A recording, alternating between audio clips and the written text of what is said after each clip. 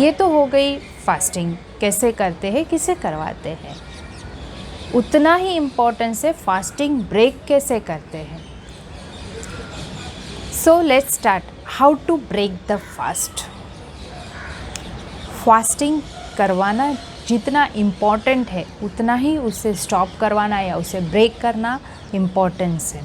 देखिए, हर एक सिस्टम में, हर एक पद्धति में जो एक्सपेरिमेंट्स करते हैं, जो ट्रीटमेंट करते हैं, अगर वो सही तरीके से हो तो उसका 100% बेनिफिट मिलता है।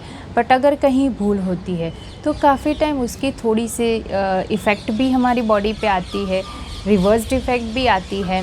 नेचुरोपैथी में कभी साइड इफ़ेक्ट्स नहीं होता है, बट हाँ रिवर्स्ड इफ़ेक्ट आ सकती है। जैसे कि हम आज फास्टिंग की बात कर रहे हैं, तो फास्टिंग करना इम्पॉर्टेंस ज़रूर है, पर उसे ब्रेक करना भी उतना ही इम्पॉर्टेंस है। It's very simple. जैसे आपने अचानक से खाना बंद किया है और अचानक से खाना शुरू कर देते तो आपकी बॉडी एक्सेप्ट ही नहीं करेगी, वो बाहर ही फेंकने वाली है। तो फास्टिंग अगर आप लॉन्ग फास्ट करते हो तो उसे ब्रेक करने का भी एक तरीका होता है। नॉट इवन लॉन्ग फास्ट, 1 या 2 दिन के उपवास को तोड़ने का भी एक तरीका रहता है। ऐसा नहीं होना चाहिए कि फास्टिंग आपने किया और फिर अभी बस हो गया मेरा काम, चलो आज से खाना शुरू कर देते, तो जो मेहनत आपने की है वो पूरी ज़ीरो लेवल पे चली जाती है। तो फास्टिंग को ब्रेक करने का भी तरीका होता है। कैसे करें फास्टिंग को ब्रेक? It totally depend. सोचिए आपने किस तरह से फास्ट स्टार्ट किया था, तो उसी तरह से स्टेप बाय स्टेप ग्रेजुअली आपको फास्ट को ब्रेक करना है। यानी कि जैसे आपने एज एन एग्जांपल 5 दिन आपने उपवास किया है, तो अभी आपको जो उपवास तोड़ना है और बैक टू नॉर्मल फूड आना है, तो नेक्स्ट 5 डेज़ को आपको देना पड़ेगा। 1 या 2 दिन में आप अपने नॉर्मल फूड पे नहीं आ सकते हैं। 5 दिन आपने अगर उपवास किया है या रसाहार किया है या कल्प चिकित्सा की है, तो उसे ही अभी आपको रिवर्स स्टेप में लेके जाके 5 दिन में ब्रेक करना है।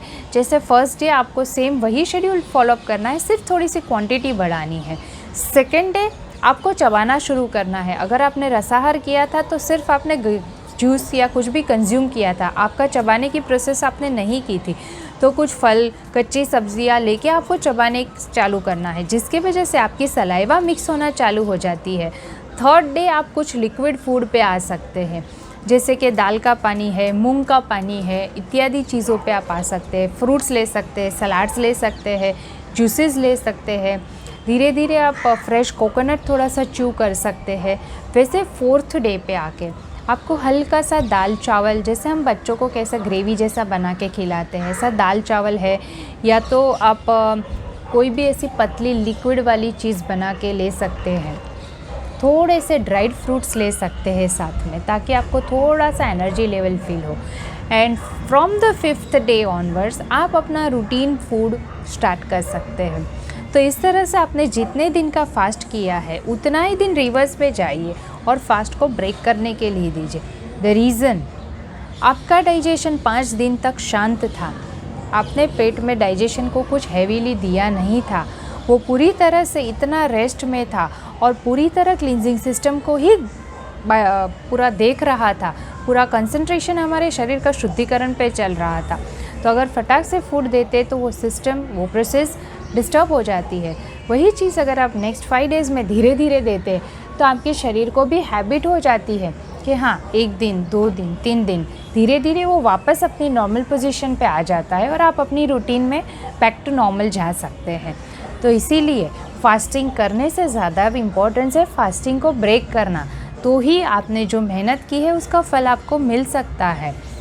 सो ये सारे स्टेप्स ध्यान में रख के ही आपको फास्ट करना है, फास्ट को ब्रेक भी उसी तरह से करना है, तो ही आपको उसका बहुत ही अच्छा बेनिफिट मिल सकता है।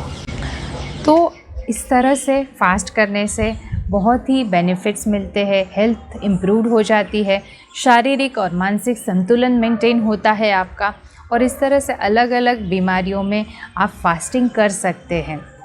इसके अलावा एक और चीज़ है, जो फास्ट पूरे दिन का नहीं कर सकते उनके लिए भी एक मोनो फास्ट करके रहता है। मोनो यानी सिंगल, यानी कि अगर कोई पेशेंट हैवी डायबिटिक पेशेंट है जो नहीं बिना खाए नहीं रह सकता है, तो आप उनसे एक टाइम पे यानी कि 16 to 18 घंटे का फास्टिंग, इंटरमिटेंट फास्ट जिसे बोलते हैं, ये करवा सकते हैं, जिसे हम मोनो डाइट भी बोलते हैं, जिसमें एक टाइम में अनाज खाना अलाउड रहता है, यानी पूरे 24 घंटे में एक टाइम आप अपना अनाज ले सकते हैं। कैसे करते हैं? जिसमें वेरी सिंपल, आप सुबह से कुछ फल वगैरह ले सकते हैं। ग्रीन टी अगर आपको आदत है तो आप पी सकते हैं, तुलसी सुधा ले सकते हैं, नींबू पानी ले सकते हैं, नारियल पानी ले सकते हैं। दोपहर के खाने में आप सलाद को यूज़ कर सकते हैं, तो स्प्राउटेड मूंग थोड़ा सा ले सकते हैं।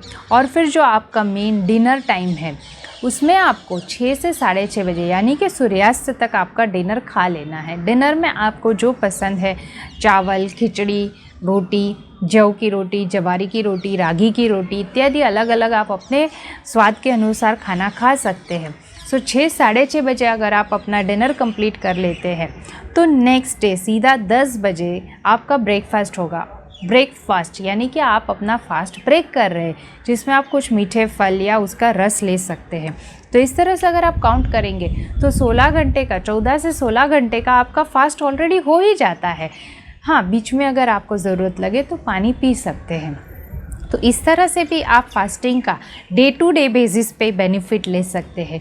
जो 5 या 10 दिन का फास्ट नहीं कर सकते हैं तो आप उनको इस तरह से 10 दिन 15 दिन डिपेंड, आप इस तरह से उनको फास्टिंग करा सकते हैं।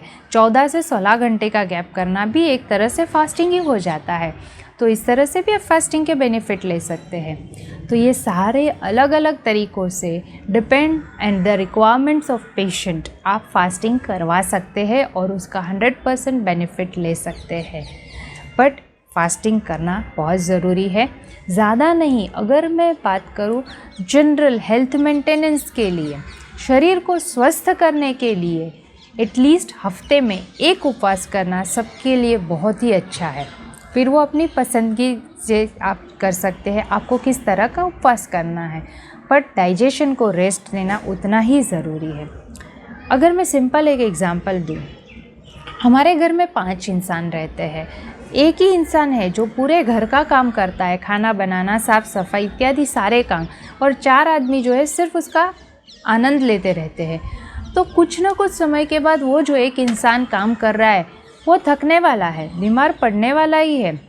तो उससे अच्छा है वो जो बाकी के 4 है, अगर वो हफ्ते में एक दिन उस एक इंसान को आराम दे देता है और काम को डिवाइड कर लेता है, तो एक आदमी जो पूरे दिन काम करता है उसे हफ्ते में एक दिन आराम मिल जाएगा, पूरा रेस्ट करेगा, उसकी एनर्जी लेवल बढ़ जाएगी, वो खुश हो जाएगा मानसिक स्तर पे, और दूसरे दिन सामने से डबल एनर्जी से वो काम करने लगेगा।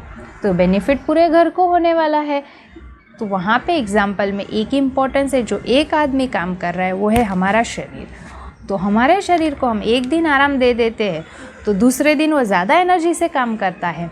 तो हफ्ते में एक दिन अगर शरीर को आराम देते हैं और बीमारियों से दूर रह सकते हैं तो इससे अच्छा क्या हो सकता है। तो उपवास ज़रूर करें, एक बार भी हफ्ते में करने की ज़रूर ट्राई करें। अपने लिए, अपने स्वास्थ्य के लिए उपवास बहुत ही ज़रूरी है। Thank you.